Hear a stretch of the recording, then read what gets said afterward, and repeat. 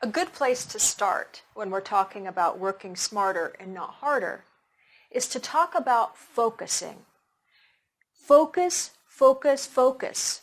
Maximize your time and your headspace by going deeply into whatever it is that you're working on at the moment.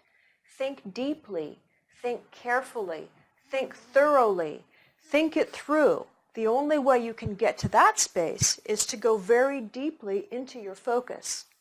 That means minimizing your distractions and your disturbances, in fact, eliminating them completely if you can, and really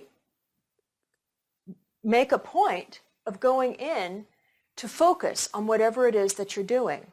When you do this, you maximize your time, and more importantly, you minimize the possibility that you'll have to redo the work.